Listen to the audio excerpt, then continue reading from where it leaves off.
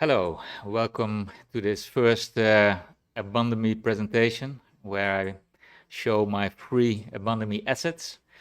In this case, I started with a Roman column, so I'm trying to do some Roman assets like columns and some stones and floors and arches and stuff like that.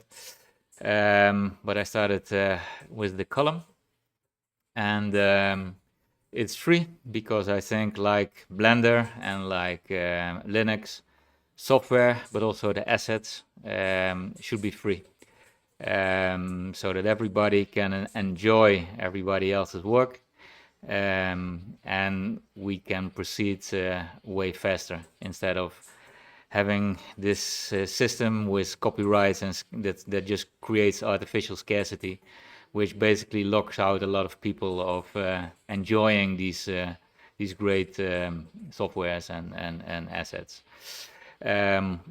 How I think exactly about this is I've written down in my book Abundomy, which you can find in the links of this YouTube presentation.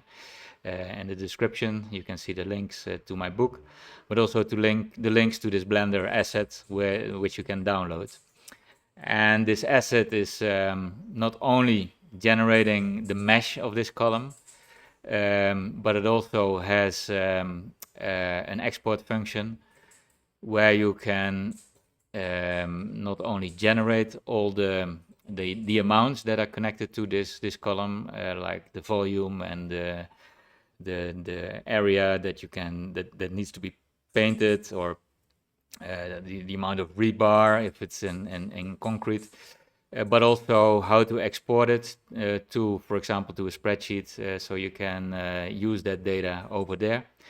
You can even export the parameters themselves, the parameters that are used in this area, in this panel, in this geometry nodes properties panel. And you do that in a CSV in a CSV string, and then later you can get another CSV string of the same column, put it back in your system, and then the exact position how you design this column will be appearing again. So it's not only generating mesh, but it's also giving you the possibility to do, let's say, the cost calculations of, for example, in this example, this column. But obviously I want to do more of these and to create entire buildings, so that you can not only design these buildings in the most efficient way possible, but also get all the amounts that can be used in a spreadsheet, in a cost calculation. And later I will also work on, I call it placeholders, that are used in a full building design, where you can also add, like, say, planning and timing data to that same object.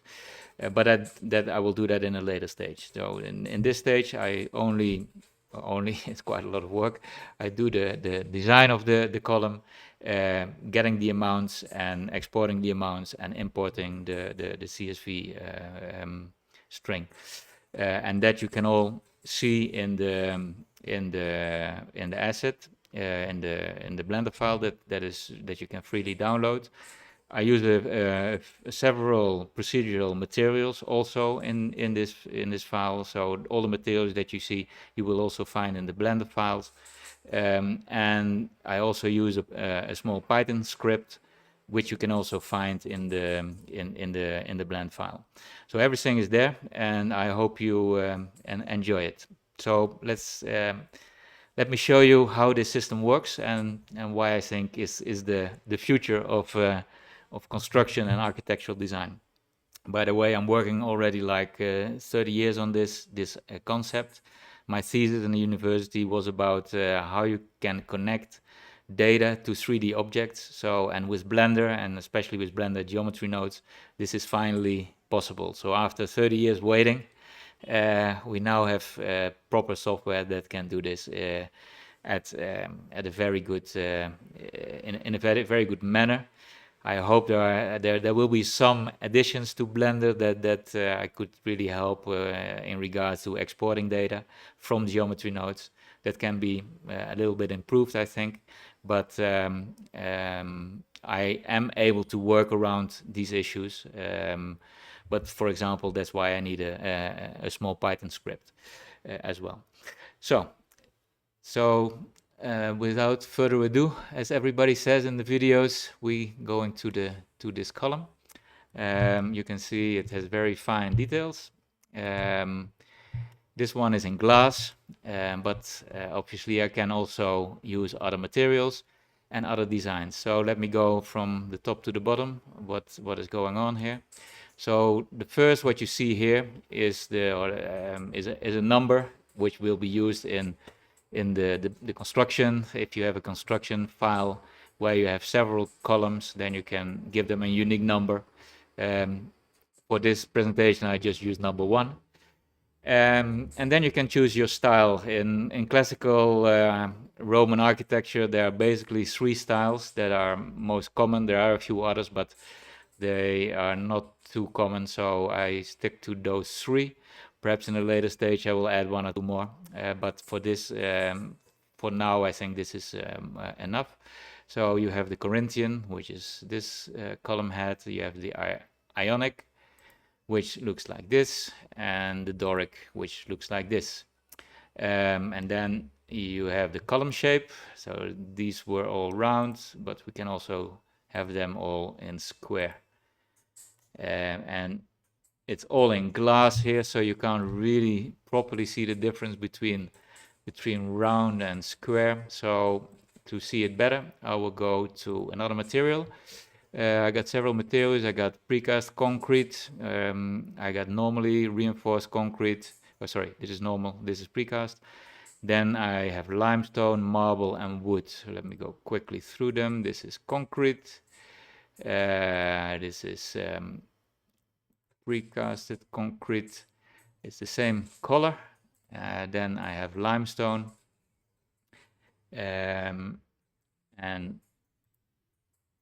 marble, and I have wood and glass.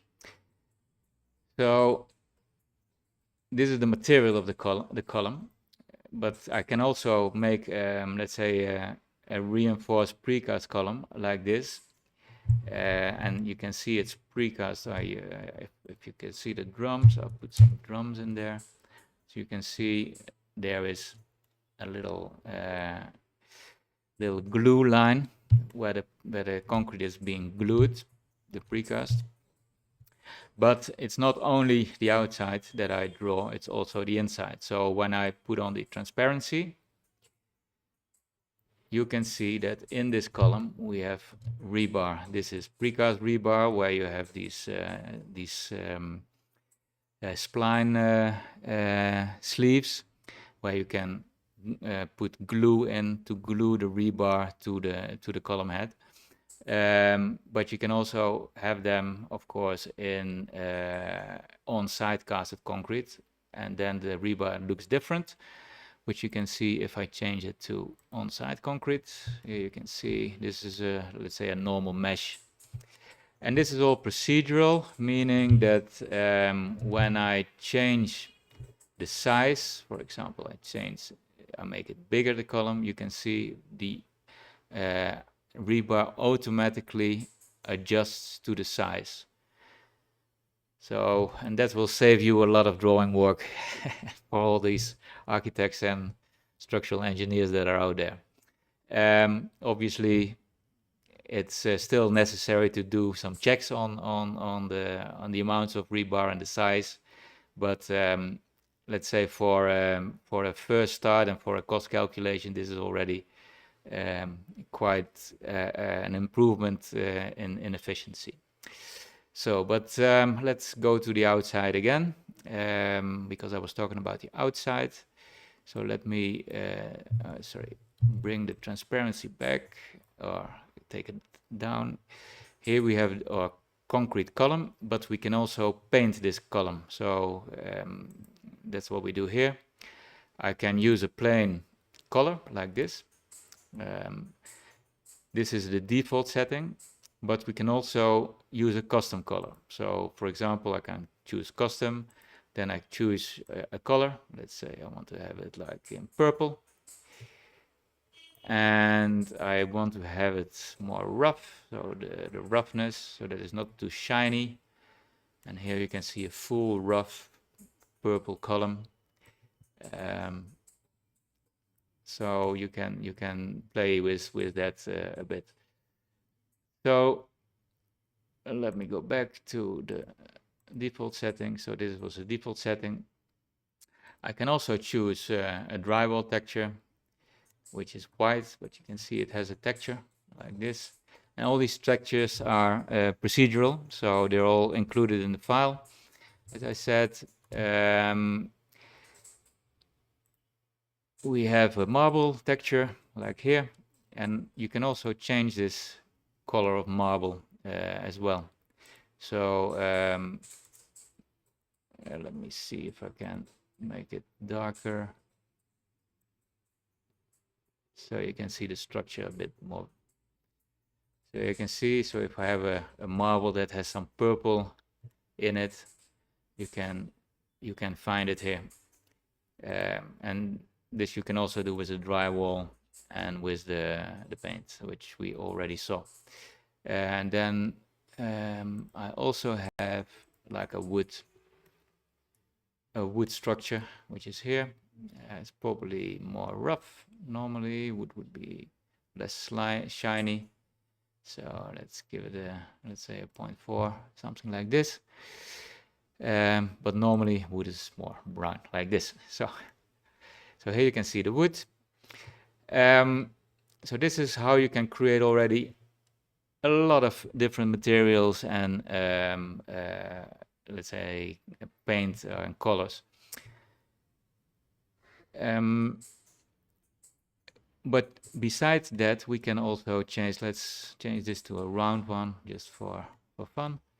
And let's go to, for example, these details that we have here. So you can see these columns are nicely profiled. This is all done procedural. And I can even use the gizmos to change these things. So we can do the height with this one. You already saw the column head like this, going back like this. But what is also interesting is the structure here. So actually we can increase and decrease the size of these profiling, and we use a gizmo. The gizmo is like here. So when I use this, you can see these sleeve or these structures are getting bigger, and if I do it like this, they're getting smaller. So we can play with the size, but we can also play with the amount. So if I go back, I can also reduce the amount of structures that I have on my column, or increase it like this. Now, another thing that we can do with these structures is to make them turn. Let me put it on, go back and put it on limestone, because then you can see the structures very well. If I use this, I can also make the structures turn around the column like this to get a very nice effect. I can do it this way, and I can also go back and do it the other way if I want. And if I want to have a straight column again, I can simply go to the twist factor and I put it on 0. So that is how that works. Then we have the diameters. I already showed you this, so we can just change the diameters here. Very extreme if we want to. And we can also introduce or we can work with the drums, the number of drums. The drums are basically the parts of the shaft. Normally the shaft is separated in a few different drums, and to see it very well, I can put it onto concrete, reinforced concrete here, because with concrete you can see these glue lines very well. So here you can see I got 3 drums and they are all separated by this glue. You can also see that the rebar is also adjusted to that. So when I put my transparency on again, you can see that on the inside we have like 3 parts of rebar. If you want to see that better, we can also go to this slider or to this circle, and with this circle, oh sorry, this circle is to do the number of drums. Now it's to be able to, let me put this back on at 3 again. With this number I can also see the different parts. So here you can see the footing, you can see number 1, number 2, number 3, and if I zoom a little bit out, you can see the capital in transparent, but I can also see it like this. So I can get them separate. If I go down, I see them all separate. If I go even negative, I can stack them sort of all together like this.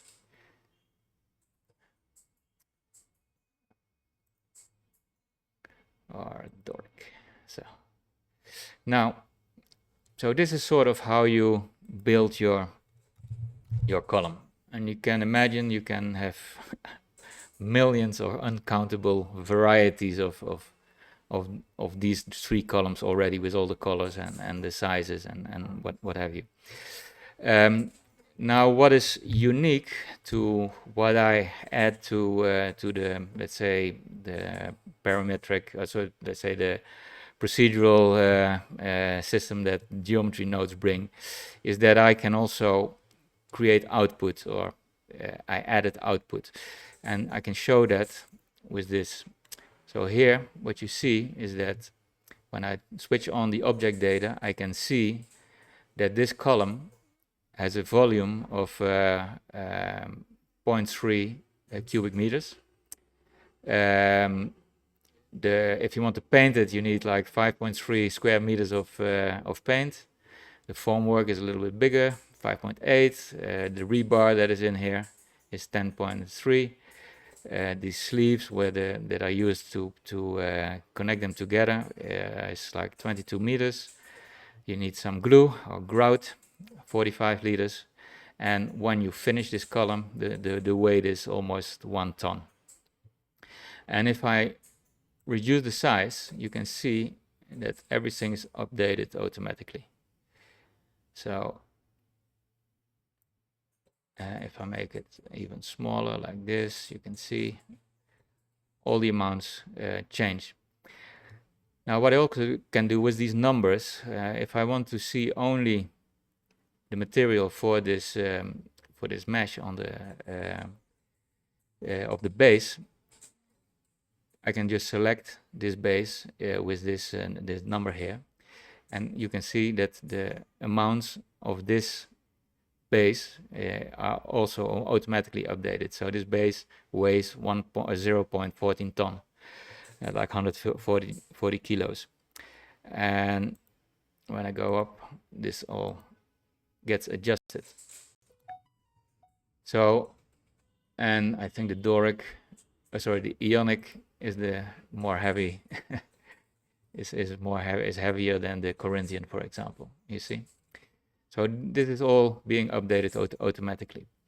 And that is really the strength of parametric design. So having a system to be able to create mesh is one, but to have all the data connected properly to it is way more important. So now, and if I, for example, if I change the material to wood, you can also see that the weight is much less. So in wood, this would weigh 220 kilos. For example, in glass, it's much heavier. So 0.74 in concrete, it would be normal concrete. It is also almost the same weight as glass. So these factors are also built in the geometry system. Now, to export this, I use a little script. So I can go to the scripting. And here you see a little script where I calculate the amounts that you saw. But I also have the type code. It's called type code, which is basically the description of the column with all the factors. So this is put into the mesh, let's say, is as a named attribute, and the Python script reads these named attributes out of it. And you can see it here. It finds the volume. It sees if it's on metric or empirical. I didn't tell you, but sorry, you can also put this system on empirical. So you have for the English and American people, you have those measures also, which can also be exported by the script, and that is all done here. And then this script results in a little file. In this file, let me show it to you. So this file, and you can see here it's set an empirical measurement system. This is the volume in yards, the paint surface, formwork, but all this stuff that is in there is being stored, exported as a file automatically here. And there's also a CSV string generated. This is the CSV string. And this string describes exactly the column that you selected. So whatever setting that you choose in the property setting, so whatever you choose here, will be put in a little string here. And this is very important because with this very tiny description, you basically can describe the entire column. So if I make a building, I don't need to connect all these geometry node trees to every aspect, every object, but I can just attach, use a placeholder with this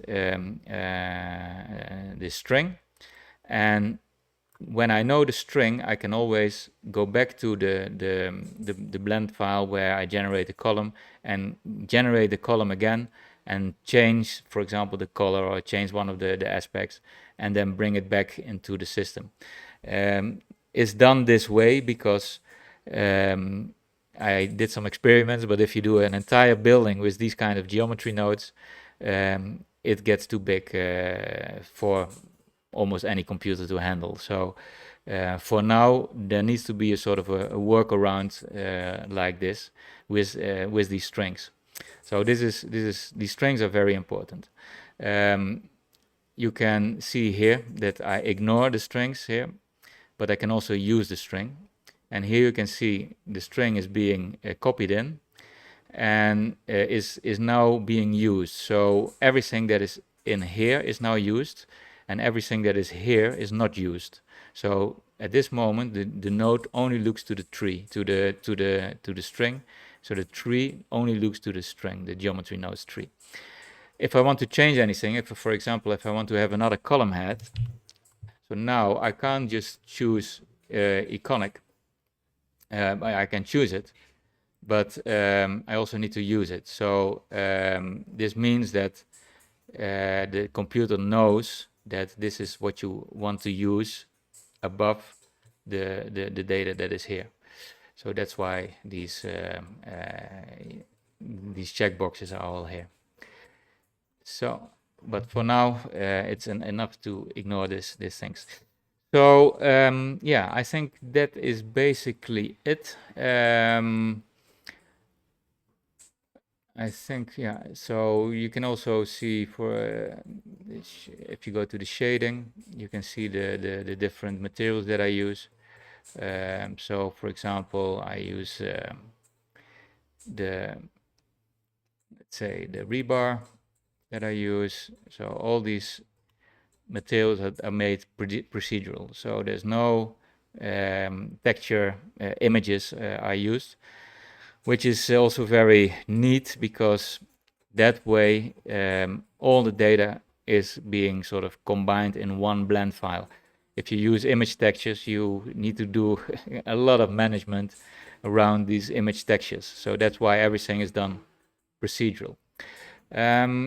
And all these assets, so all these material assets, these building assets, the geometry nodes, and the Python tool, sorry, the Python script are all included in the blend file. So when you download it, and the link is, again, it's in the description, you can download everything there, and you can take a look at it. You can copy parts out of it. I think a lot of aspects that many geometry node users are struggling with, you will find in my blend file, because a lot of things are solved there.